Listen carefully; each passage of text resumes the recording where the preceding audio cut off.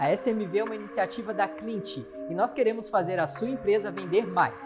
Para alcançar esse objetivo, criamos a SMV, uma semana com muito conteúdo que vai ajudar a crescer o seu negócio no digital. Prepare a sua mente para receber muitos insights e aproveite o vídeo.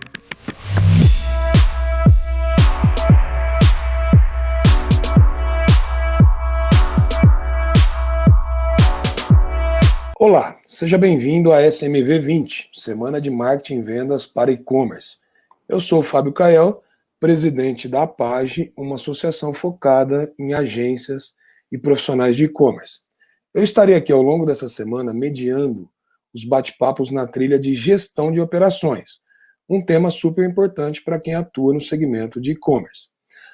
Bom, antes da gente apresentar o nosso convidado e iniciar o bate-papo, eu gostaria de pedir para você registrar esse momento. Faça uma foto sua assistindo esse talk e compartilhe nas suas redes sociais, marcando a Clint Hub e a hashtag SMV20. Combinado? Então vamos lá. Para falar sobre como iniciar a jornada com antifraude, trouxemos o Tom Canabarro, CEO e cofundador da Conduto. Seja bem-vindo, Tom. Obrigado, Fábio. Tudo bom? Maravilha. Gostaria que você se apresentasse e contasse um pouco da sua experiência no mercado de e-commerce e também sobre a Conduto. Perfeito, maravilha. Bom, eu sou o Tom Canabarro, CEO e cofundador aqui da Conduto. Eu trabalho vai fazer 11 anos que eu trabalho em meio de pagamento e e-commerce, né? Então só trabalhando com pagamentos digitais.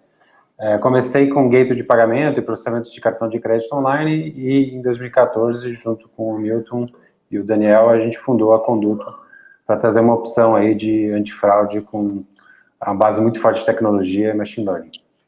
Uhum. Bacana, bacana. Bom, vamos seguir o tema então.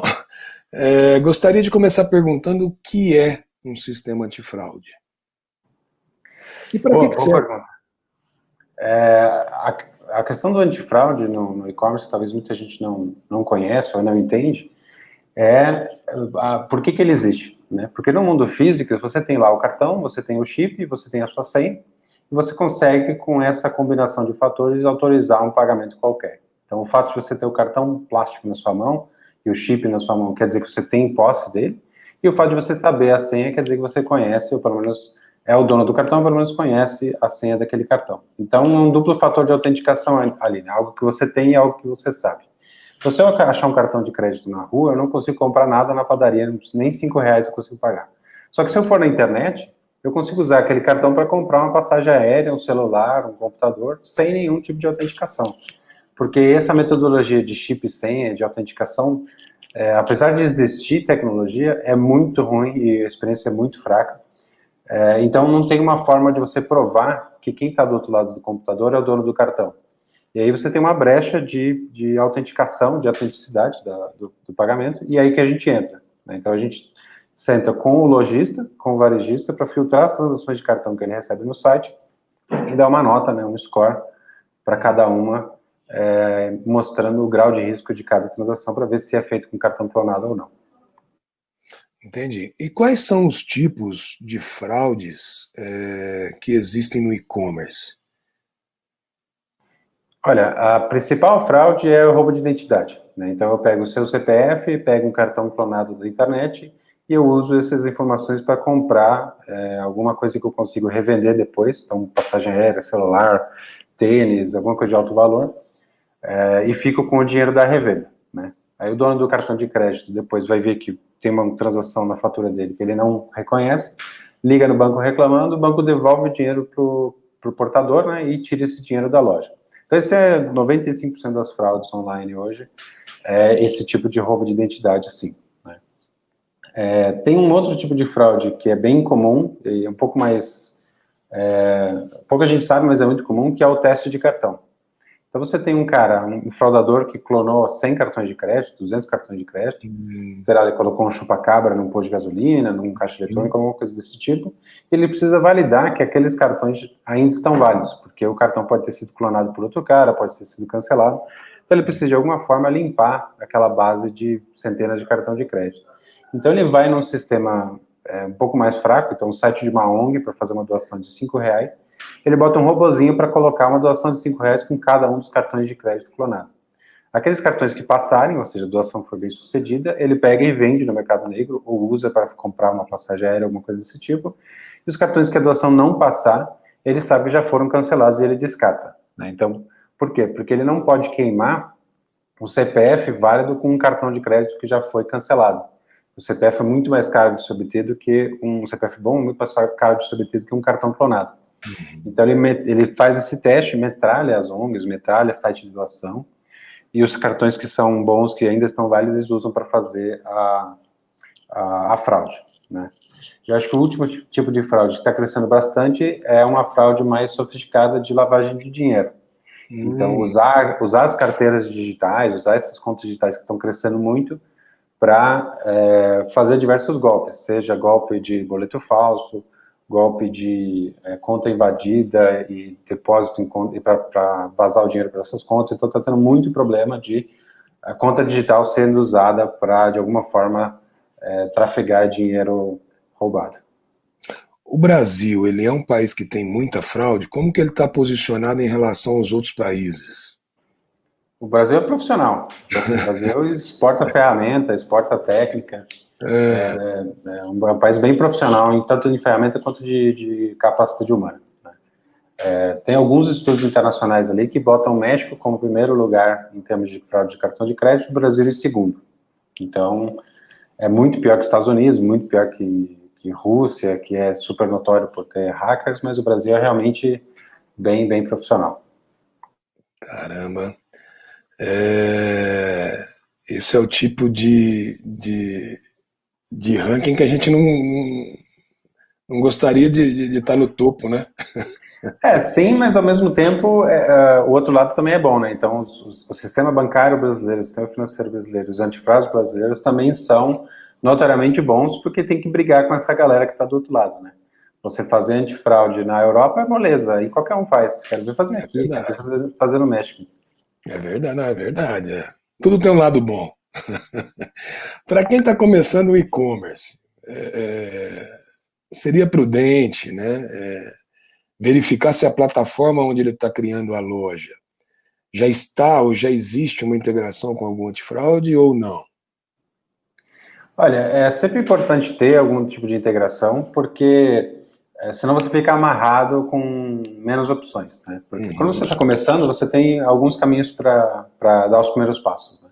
Ou você vai direto no marketplace, né? Então você coloca os seus produtos no marketplace, usa toda a infra do cara para pagamento, para antifraude, para um monte de coisa. Então você consegue rapidamente testar se o seu produto funciona no e-commerce, como é que é a logística, você começa a sentir como é que é o e-commerce, né?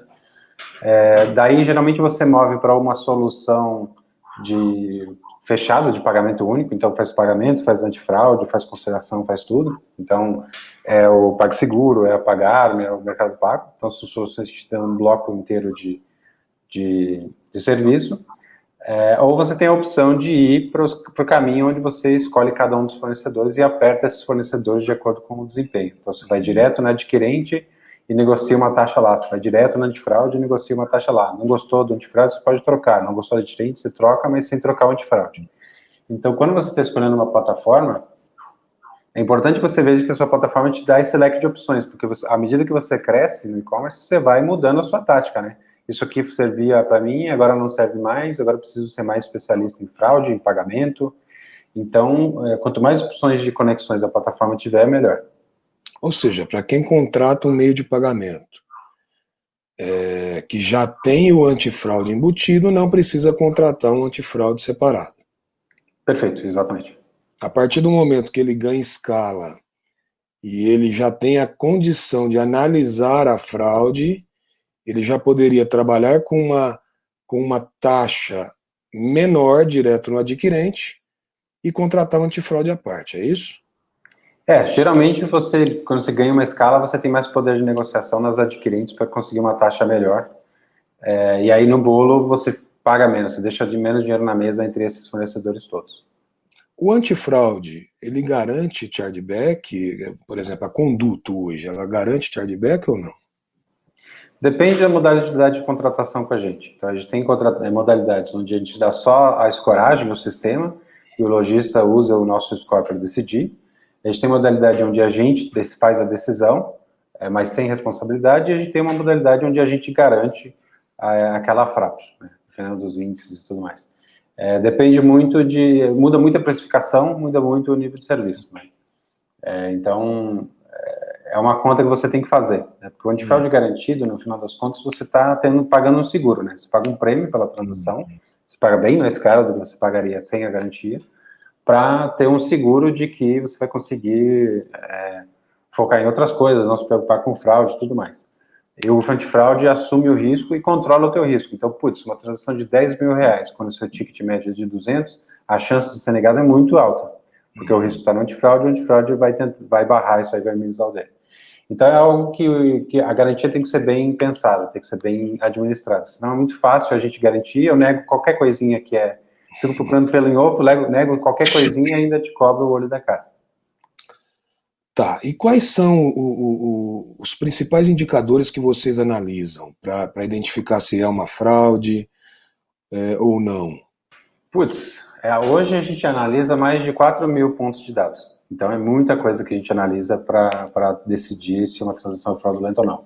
Os mais básicos e mais comuns obviamente, o valor da venda, né, e o tipo de produto que está sendo vendido, geolocalização, a relação da geolocalização com os endereços de entrega e de cobrança do cliente, contexto de e-mail, né, se é um Gmail, se é um e-mail corporativo, comportamento da pessoa no site, né, quanto tempo ela passou navegando, que produto ela viu, se ela copiou e colou o número de cartão de crédito no site. Então, é realmente uma porrada de informação que a gente coleta e a gente dá um peso e uma medida diferente para cada lojista. Então, cada cliente nosso tem um modelo de risco customizado, onde essas variáveis têm pesos diferentes. Então, se é um cliente de joguinho, por exemplo, de console, lança um jogo novo, sei lá, no Fortnite, numa versão nova do Fortnite. A pessoa baixa o jogo, baixa 3 ou 4 downloads lá, de packs adicionais, então ela compra 4 vezes em 12 horas e é super normal, isso é um comportamento bom. Agora, 4 compras seguidas em 12 horas numa empresa de passagem aérea é fraude na certa. Entendi. Então, é o mesmo sinal, 4 compras em 12 horas, mas para uma empresa, isso quer dizer risco baixo, para outra empresa, risco muito alto. Bacana. Bom, resolvi contratar um antifraude. Contratei a conduta, assinei o contrato. E aí, já estou protegido? Sim e não, né? O onboarding do antifraude é um onboarding delicado, porque geralmente a gente começa com um modelo de indústria, né? Então, se você fala que você vende sapato, eu tenho lá um modelo de outras empresas de sapato que resolve grande parte do problema. Mas à medida que vai passando o tempo, eu vou coletando informações dos seus clientes, eu vou aprendendo o comportamento das pessoas no teu site, e eu consigo fazer ajuste de fino para ir espremendo os indicadores de aprovação e os indicadores de fraude, né? Então, é um processo de melhoria contínua que não para nunca. Diferente de pagamento, diferente de gateway, que uma vez você pluga, você só fala com o fornecedor quando dá problema. Eu trabalhei muito tempo em gateway, então a gente só recebia ligação quando, putz, deu transação duplicada, o boleto não conciliou, blá, blá, só quando dá pepino. No antifraude não, no antifraude você está sempre falando com o fornecedor, porque você tem que alimentar ele dos chargebacks, alimentar ele dos falsos positivos, alimentar de uma promoção que você vai fazer. Então isso acontece muito, o cara vai fazer uma promoção e não avisa a gente. Então o volume do cara aumenta 4 vezes em um par de horas e a gente acha que é um ataque. Aí tem que entrar no site, ver que tem um banner de promoção. Então, não é plug and play, nunca vai ser plug and play, porque o fraudador do outro lado está se mexendo, ele sempre tenta achar buracos, e a gente tem que se mexer junto. Então, se você pluga um antifraude, esquece, nunca mais fala com o fornecedor, vai dar problema, isso é certeza. Então, você tem que alimentar ele no mínimo das fraudes que você toma, né, dos chargebacks que o antifraude deixou passar, mas também das suas movimentações.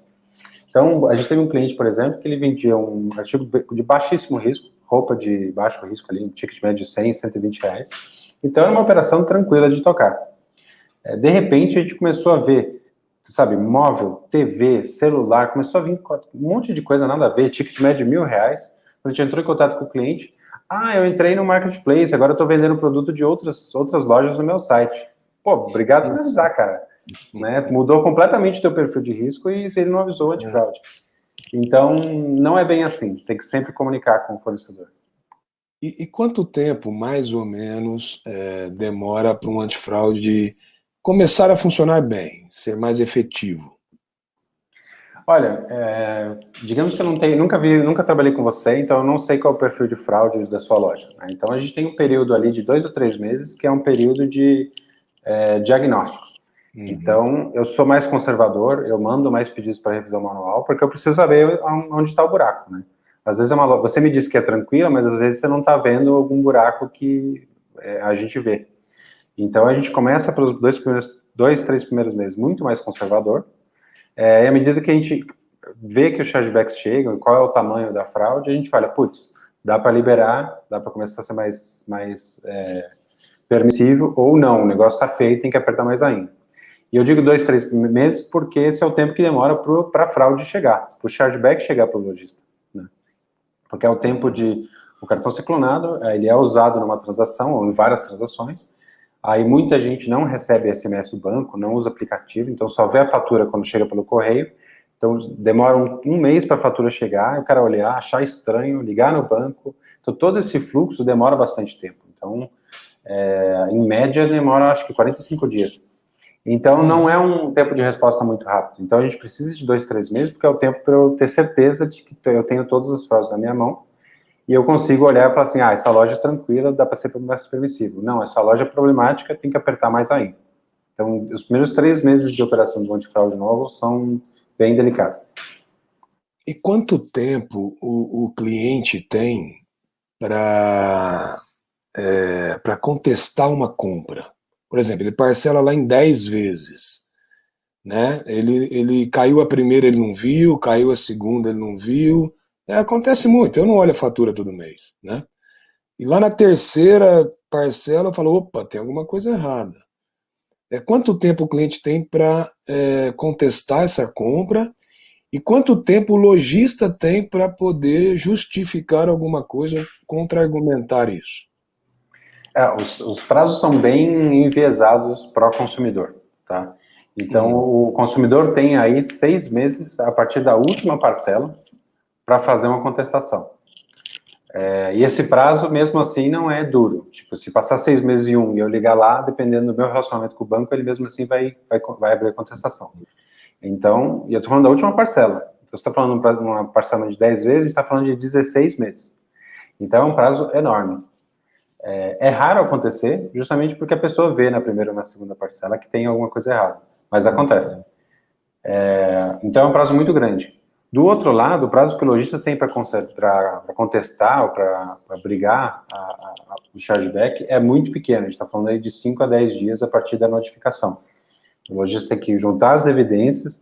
Putz, está aqui a nota fiscal, está aqui o endereço de entrega, está aqui o tracking dos correios, está aqui um monte de coisa e manda isso para o adquirente dele para falar. Essas são as provas de que eu prestei o meu serviço. Porque a disputa, no final das contas, é um consumidor falando que não foi ele que comprou e o lojista falando sim, foi ele que comprou. Então, o lojista tem que provar para quem foi emitida a nota fiscal, para qual CPF, para qual endereço foi entregue. E o banco e o adquirente na disputa olha para ver se esses dados de emissão de nota fiscal de entrega batem com o do assinante, com o do titular do cartão. Então, às vezes, é o filho que pegou o cartão do pai, esse tipo de coisa. Então, a disputa é um processo ainda muito embrionário no país. Nos Estados Unidos funciona muito bem, mas aqui ainda é uma coisa bem embrionária, porque os lojistas não estão acostumados a juntar evidência, as adquirentes não estão acostumadas a disputar, ganha-se muito pouco. Então, é um esforço descomunal para ganhar 5%, 10% da disputa, e às vezes não vale a pena, às vezes o lojista só joga na perda e segue o baile. Ou seja, a lei hoje protege mais o consumidor do que o lojista. É que não é nem lei, né? Esse é o ponto. Não é uma relação que está regulamentada por legislação. Ela é termos de uso das bandeiras, né? Então não tem, se você for no Código de Defesa do Consumidor, não tem nada disso de chargeback no processo. É tudo regido por acordos e contratos privados de trabalho. Então não tem uma base. Ao mesmo tempo, acho que nunca teve nenhum litígio muito forte que desse algum tipo de jurisprudência para isso na legislação. E como o chargeback, explica para a gente, né, na realidade, o que é um chargeback, porque muita gente não conhece, E como esse chargeback pode ser prejudicial para uma operação de e-commerce? Tá. O chargeback é a contestação de compra de uma transação, né? Então, vem do inglês charge, que é cobrar, e back, que é de volta, né? Então, cobrar de volta. Esse é um mecanismo de proteção para o consumidor, o dono do cartão de crédito, que é um dos grandes méritos do cartão de crédito, dele ser tão popular. O fato de eu poder comprar num site que eu nunca vi na vida, que eu não sei a procedência, e se por alguma razão o produto vier quebrado, o cara não entregar, for um site falso, eu ligo lá no banco e o banco devolve meu dinheiro. Então, é um mecanismo, originalmente, de proteção ao consumidor para lojista sacana, lojista fraudulento, esse tipo de coisa. E ainda funciona assim, né? O cara... Acontece muito, você faz uma assinatura que você não queria, ou a empresa tem uma tática meio sacana de assinatura. Putz, eu não queria pagar 189 por ano, sei lá. E aí você liga no banco, reclama e o banco te devolve o dinheiro. Então o chargeback no final é o processo do dono do cartão ligar no banco e falar: não fui eu que fiz essa compra, ou o lojista não me entregou o produto. Esse processo depois faz o caminho contrário da transação, e do titular vai para o emissor do cartão, do emissor vai para a bandeira, da bandeira vai para a adquirente, e a adquirente notifica o lojista falando: ó, essa transação aqui o cara está dizendo que ele não recebeu o produto, ou essa transação aqui o cara está dizendo que não foi ele que comprou. Então esse é o chargeback no final das contas. No país, algo como 80% dos chargebacks são cartão clonado, ou seja, eu não conheço essa compra, não fui eu que fiz. Então não é desacordo, não é que o cara comprou um tênis azul e chegou vermelho. Não fui eu que fiz essa compra, clonaram meu cartão. Esse é 80% dos chargebacks no país hoje. Mas deve existir a fraude da fraude, né? O cara pode ligar lá e falar que não comprou, sim, e realmente ele comprou, né? Com certeza, sim, tem. É o que a gente chama de autofraude, né? Ele usa os dados dele, tudo bonitinho. Se você olha a transação, ela é perfeita, só que ele usou o próprio cartão dele ou o cartão de um conhecido para fazer aquela transação. Geralmente, a autofraude ela tem perna curta, porque justamente pelo cara usar os próprios dados dele, o lojista rapidamente pega. Tipo, o cara faz uma transação, diz que foi chargeback, aí faz 3 meses depois, faz uma de novo e diz que foi chargeback. Fala: não, desculpa, esse cara não tem tanto azar assim, de ser o cartão dele ser clonado direto. Então, a autofraude acontece, mas é menor. É menor do que se espera. Ô Tom, desculpa, te interrompi. Não, eu ia falar justamente o problema do chargeback é que, obviamente, o lojista tem a perda, né? Ele é debitado todo o dinheiro da transação, então ela perde o dinheiro e o produto que ela já mandou, né? Mas, ao mesmo tempo, você tem um limite, um teto máximo que as bandeiras deixam você ter chargeback, que é algo em torno de 0,7% a 1%. Então, a Visa e a Mastercard falam: se você tiver mais do que 1% de fraude no seu e-commerce, você não está fazendo o trabalho direito de barrar suas transações, portanto, eu vou te multar. Então, além de perder o produto, além de perder o dinheiro, você recebe uma multa, que é que nem no multa do Detran. Na primeira vez é 1, na segunda vez é dobrado, na terceira vez é quadruplicado. Então, a gente já pegou lojistas que chegaram para a gente e falaram: eu estou com 2 milhões de dólares de multa nas minhas costas. Então, é um negócio que pode quebrar uma empresa. Entendi. E mais uma dúvida: por que existe chargeback no e-commerce e não existe numa venda física, presencial? O mecanismo de autenticação na venda física, que é o chip e a senha, deixam a fraude no mundo físico muito mais difícil de fazer. Dá para fazer, acontece, de clonar seu cartão no mundo físico, e nesse caso a responsabilidade é do banco, porque com o chip e com a senha é o banco que está garantindo que aquela transação é segura. Porque ou clonaram o teu chip e tua senha, que deveria ser muito difícil de fazer, e aí é culpa do banco que não segurou o chip corretamente, ou você está sob coação, que também é uma responsabilidade do banco, ou pelo menos você vai brigar na justiça e geralmente o banco perde. Então a fraude no mundo físico tem um mecanismo de provar que o dono do cartão está lá, que é muito difícil de brigar. E se houver alguma disputa, é entre o titular do cartão e o banco. Então, se, sei lá, me sequestram, mandam fazer um saque. Eles não vão tirar esse dinheiro do caixa eletrônico, da empresa de caixa eletrônico, porque ela não tem nada a ver com a história. No mundo online, justamente por não ter essa barreira de autenticação, não tem chip, não tem senha, não tem nada, fica um vácuo de como você autentica essa transação, e ficou combinado de que a responsabilidade é do lojista. O banco autoriza, só diz se o dinheiro do seu cartão tem saldo ou não. mas é o lojista que assume a bronca. Essas regras do antifraude, elas são efetivas mesmo? Vocês usam algum tipo de inteligência artificial, algum mecanismo para realmente dar aumentar a chance, né, de pegar esse fraudador? As regras, elas resolveram muito o problema por muito tempo, mas à medida que o fraudador fica melhor, ela começa a perder a eficácia, né? Porque se você coloca uma regra lá de, sei lá, se o produto for acima de R$ 500 e for a terceira compra desse CPF no dia, então eu quero mandar para revisão, o fraudador eventualmente saca isso e faz compra de R$ 499,99. Então as regras duras, que foi o jeito que o mercado trabalhou por muito tempo, perdem eficácia porque o fraudador, porque elas são regras duras, elas são lógicas, então tem algum caminho de passar por elas, só o fraudador descobrir. Com machine learning, com inteligência artificial, fica um pouco mais difícil, porque o modelo, ele olha lá 4.000 pontos de dados e ele soma todas essas variáveis para dar uma decisão. Então, não é que essa transação foi barrada porque o cara fez um pedido de R$ 1.000. Quando você tem um modelo de machine learning, não tem como posso falar? Essa linha firme e clara de daqui para cima não, daqui para baixo sim. Ao contrário, é muito mais sutil. Então, por exemplo, se o cara ficou 3 minutos no site para fazer uma compra, copiou e colou o número de cartão de crédito, ou seja, que é um sinal de fraude, mas é um produto de R$ 15, e essa é uma conta que a gente conhece há 15 anos, se você joga tudo numa balança, talvez não valha a pena barrar essa transação, talvez não valha a pena mandar para revisão. Agora, se é uma transação de, sei lá, R$ 10.000, mas é um cliente que eu conheço há muito tempo, mas ele está usando um cartão novo de um banco que eu nunca vi ele usar, talvez essa transação valha a pena. Então, se você olha tudo isso, é muito difícil você criar regras com esse número de variáveis, né? Pô, número de cartão, banco, emissor, tempo no site, geolocalização, é tanta coisa que o humano não consegue criar uma regra para isso. Então, essa é a vantagem do modelo de machine learning, é você deixar no computador o trabalho dele avaliar tudo isso e falar assim, acho que essa transação tem o risco XYZ por causa disso, disso, disso. Tom, dá para trabalhar com fraude zero no e-commerce? Fraude zero é eufemismo para vender pouco. Né?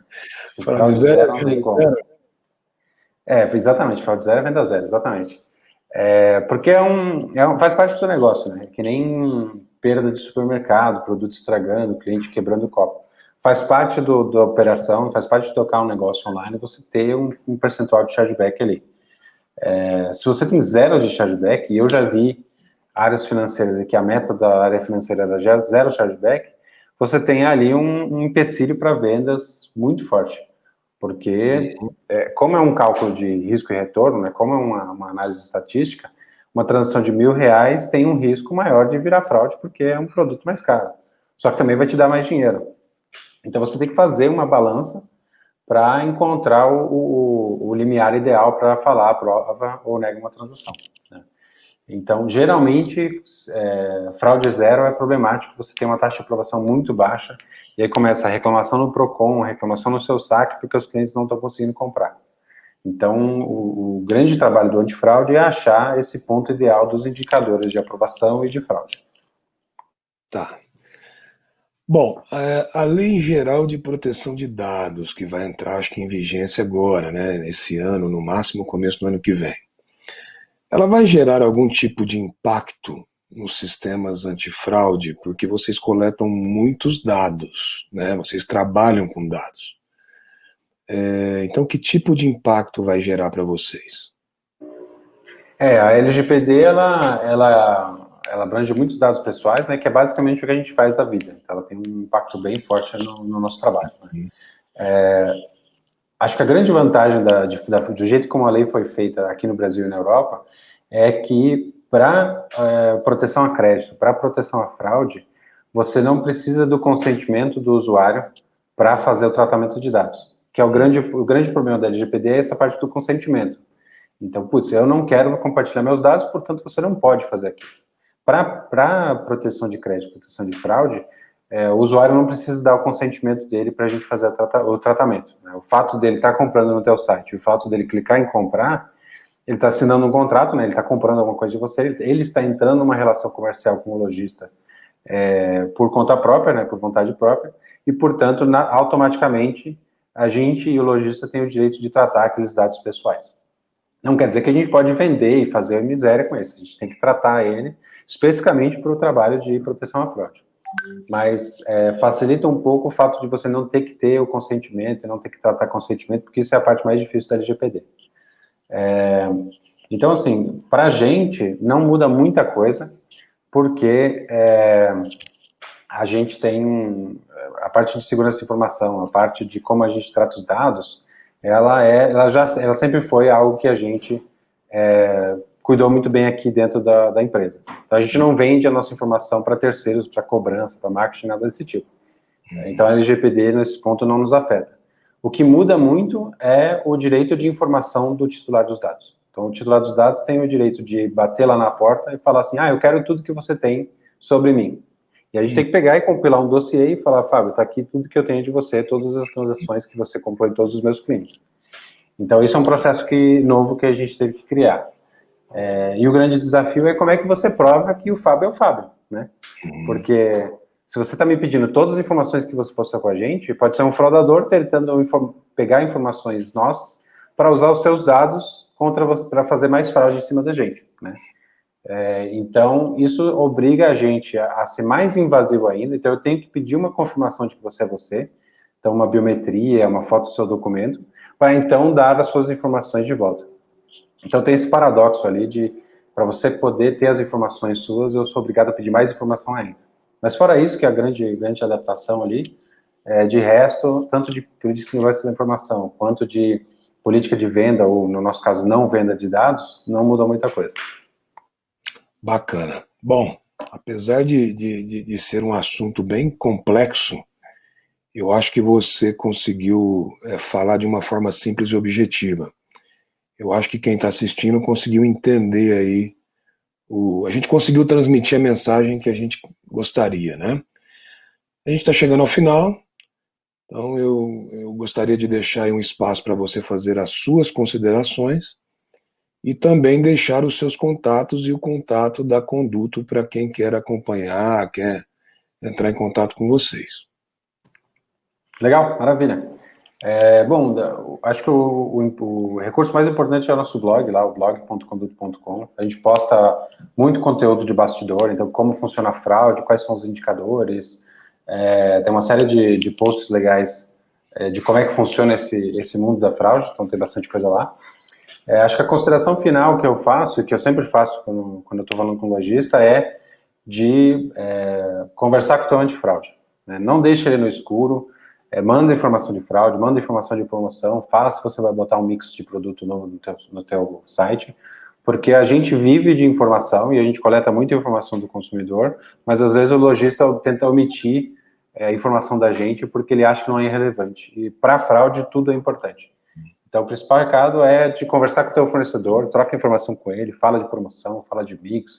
Se você vai migrar o seu site do sistema A para o sistema B, você tem que falar com ele. Então, esse é o recado. Não deixe o antifraude no escuro, porque vai dar problema no futuro.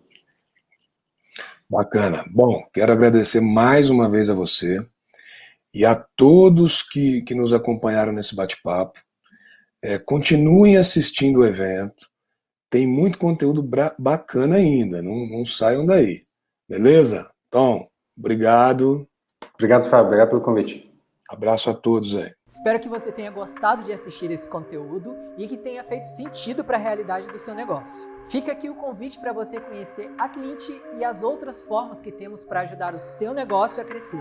Somos uma plataforma que conecta empresas a fornecedores de serviços digitais. Você entra na nossa plataforma, faz um cadastro rápido, conta um pouco sobre as suas necessidades e nós encontramos a agência digital ideal para o seu negócio. Tá precisando vender mais pela internet? Nós sabemos como te ajudar nisso.